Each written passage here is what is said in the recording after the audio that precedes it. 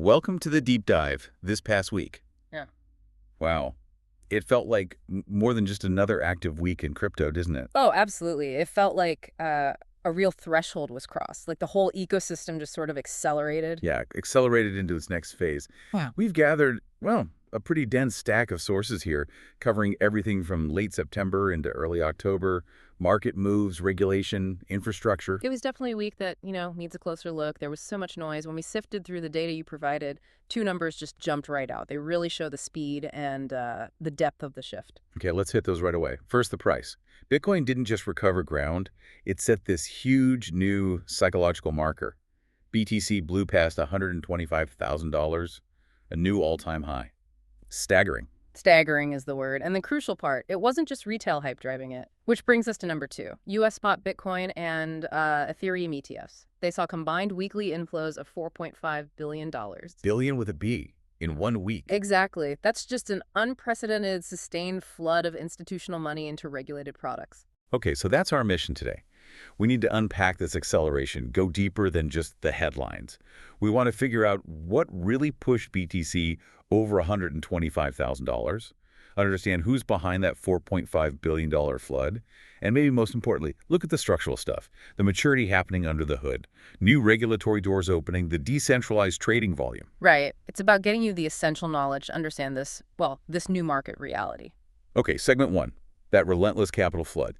Let's start with the ATH, BTC hitting $125,000. Our sources point to 2 big factors converging.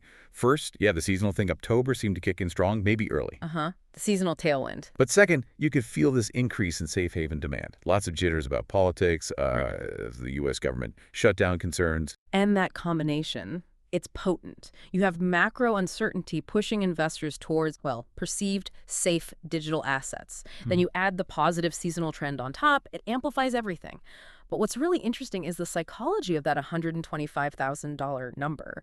It wasn't just a peak. It felt like breaking through this massive mental wall that had been building for months. So you're saying crossing 125K wasn't just a number, it was like an event. Yeah. Forced shorts to cover, pulled sideline money in. Precisely. It was validation. For the institutional folks who might have been waiting, for proof of that sustained upward move, and boy, did they respond with capital deployment like we've never seen. That $4.5 billion weekly inflow into the ETFs, record-breaking. That much money moving in just 5 trading days. I mean, does that speed suggest stability? Or does it maybe introduce new risks into these regulated products? I think it suggests confidence and integration. Look at the breakdown. $3.2 billion went into BTC ETFs. So Bitcoin is still clearly the main entry point. Right, the primary allocation. But Ethereum ETFs pulled in $1.3 billion. That's not insignificant. It shows institutions are getting comfortable diversifying into other established regulated assets. This isn't like retail FOMO chasing quick gains. It feels like serious institutional conviction in these regulated digital asset products. They're using them as intended, as reliable exposure. Yeah, that sustained cash flow changed the whole conversation. It's less if crypto belongs in portfolios and more what's the right allocation. Which naturally leads to the next question. Yeah. How are they making that integration happen faster? Right, segment 2, new on-ramps and TradFi integration. And this push is happening globally, structurally. We saw huge news out of Europe. The UK's Financial Conduct Authority, the FCA. Yeah. They announced plans to lift their ban on crypto ETFs for retail investors. Oh, okay, that is enormous. The FCA, I mean, the UK market has been pretty cautious, limiting retail access. Lifting that ban opens up a major new European market, a very sophisticated financial center. It signals a real regulatory thaw, doesn't it? Like they're saying these products are mature enough for the public. Exactly. It sets a massive precedent. And then back in the U.S., Coinbase, obviously one of the biggest players, is making a similarly strategic move, aiming for deeper integration. Our sources flagged they're actively pursuing an OCC federal trust charter. Okay, now that is a profound move. The OCC, the Office of the Controller of the Currency, they charter national banks, right? Yep, the big leagues of bank regulation. Coinbase already has state licenses, sure. But going for a federal trust charter, that's like trying to weave themselves directly into the U.S. banking system's core fabric. What does that federal charter let them do that they can't do now? What's the key benefit? Well, it gives them a single uniform federal status, so they don't have to deal with, 50 different state rule books. That's huge operationally. But more importantly, it signals to traditional banks, to institutional clients, that Coinbase operates under the highest level of oversight, like a national bank or trust. So it makes their crypto services feel less like a separate crypto thing and more like just another regulated financial service. Easier for TradFi to plug into. Exactly. It screams compliance, stability, federal oversight, key things for big traditional players. It's fascinating. These big centralized players like Coinbase chasing that federal stamp of approval. But the integration story isn't just about them becoming more like banks.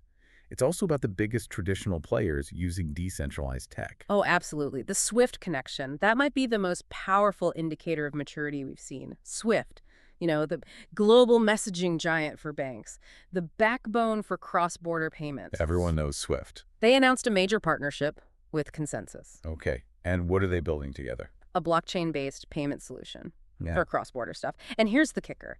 They chose the Linea Layer 2 network to build it on. Linea. Okay, for listeners maybe not deep in the tech weeds, Mm. why Linea? Why would SWIFT, the definition of established finance, pick a layer 2 network? It really speaks volumes about how far Ethereum infrastructure has come. Linea is an EVM equivalent ZK rollup, a layer 2. Swift likely chose it because it offers the speed and scalability they need for big enterprise-level settlements. Faster and cheaper than mainnet Ethereum. Right. But critically, it still inherits the security and the decentralized trust of the main Ethereum chain. Plus, ConsenSys is laser-focused on enterprise solutions. So Linea's architecture. It's built with compliance in mind, ready for regulated, high-volume users. So it's not just a tech choice, it's strategic. A nod to compliant, decentralized scaling. Precisely. It's like, imagine the world's biggest shipping company deciding its next fleet will use these brand new, super efficient audited engines from a startup. It shows they're not just watching DeFi anymore. They're actively using decentralized infrastructure to solve their own core TradFi problems. Okay, this integration, this record cash flow, it naturally leads the market to ask, what's next? What's the next ETF? Exactly. Segment 3, decentralized infrastructure and the altcoin race. With all that money pouring into Bitcoin and Ethereum ETFs, the focus snapped right onto the altcoin ETF race. And it's heating up fast. Seems like the SEC might be making it easier. Our sources mentioned regulatory tweaks potentially streamlining approvals for single-asset commodity ETFs. That's the perception. And it's put the spotlight squarely on the next likely contenders. Analysts are mostly pointing to 3 main names. Which are? XRP, Solana, SOL, and Cardano, ADA. Okay, let's quickly touch on why those 3 specifically. Oh. What's the narrative for each? Well, they each offer something different that might appeal institutionally. XRP has that perceived regulatory clarity edge from its past legal fights. Many see it as the sort of frontrunner for the next spot ETF nod. Okay, the regulatory angle. What about Solana? Solana SOL is all about performance. High speed, high throughput. That appeals to institutions looking at scalability, maybe for financial infrastructure uses. And Cardano? Cardano ADA often gets mentioned for its rigorous, peer-reviewed development process. The focus there is on security, governance, things institutions value highly, sort of the built-to-last angle. And this speculation, this narrative, it had immediate effects, right? Yeah. Especially for XRP. Big time. Yeah. Fueled by that bullish sentiment, the front-runner talk. Yeah. XRP didn't just nudge up, it broke decisively past the key $3 resistance level. It's a strong break. Very strong. And you already hear market commentators looking towards $4 as the next big psychological and technical target. So the altcoin ETF narrative, it's proving to be a really powerful catalyst for specific coins. But while everyone's excited about the next potential ETF, what really anchors the whole ecosystem's maturity, maybe even more fundamentally, is the activity on the decentralized platforms themselves, the trading volume. That's, I think, the most crucial validation point here. We got Q3 2025 data confirming that decentralized exchanges, DSS, hit an all-time high trading volume. And the number was? $1.33 trillion. Wow, trillion. Yep. With a T for DSs in 1 quarter. That's just, it's massive. Yeah. What does that signify, really? It signifies a huge jump year over year, first off. But fundamentally, it proves the tech is robust. It's scalable enough to handle enormous volume without relying on centralized middlemen. It shows a real strong shift towards on-chain trading. Genuine use of this infrastructure at scale. People aren't just holding, they're actively trading on-chain in volumes that rival some major centralized exchanges. And if we look at the more sophisticated end of that market, derivatives, leverage, Risk management. Another milestone there too, perpetual DEX trading volume. So decentralized derivatives, it surpassed the $1 trillion mark for the first time ever. Okay, so $1 trillion in spot DX volume for the quarter, and $1 trillion in perpetual DX volume reached. Yes. And the derivatives market is where the sophisticated players, the institutions, manage risk and use leverage.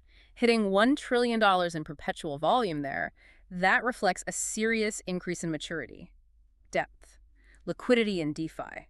This isn't just play money anymore. It's evidence of genuine market sophistication, which is absolutely essential for attracting more institutional money. And then sort of zooming back out to the user level, there was also news about ecosystem growth targeting the actual users, right? Yeah. MetaMask? That's right. MetaMask, the wallet millions of people use, confirmed they're launching an official rewards initiative soon. Like an airdrop or points program? Details are still emerging, but yes, some kind of user-focused incentive. And that generates huge community buzz, obviously, but it also shows the platform maturing, building that relationship with its user base. So it feels like the whole stack is building out at once, from layer 2s for Swift to regulated ETFs all the way down to user rewards on wallets. Yeah, it's quite the convergence. Okay, let's try to wrap this up. Outro time. Let's synthesize the big themes from this, historic week. We saw Bitcoin hit $125,000, a new eighth confirming market strength. We saw that unprecedented $4.5 billion flood into ETFs, cementing their institutional acceptance. And we saw the underlying decentralized tech hitting massive scale, $1.33 trillion in DX volume, $1 trillion in Perp DEX volume. The foundation is strong. Absolutely. The next phase isn't coming soon. It's basically here now. And the defining feature of this moment is this powerful convergence. Two worlds that used to seem pretty distant are now meeting. On one side, you have that aggressive institutional push. Think Coinbase going for the federal charter, trying to become part of the traditional banking fabric. Think Swift building on Linea. Right. Deep integration from the top down. And then running right alongside it, you have the organic bottom-up growth of decentralized markets, hitting those trillion-dollar volume milestones, self-sustaining.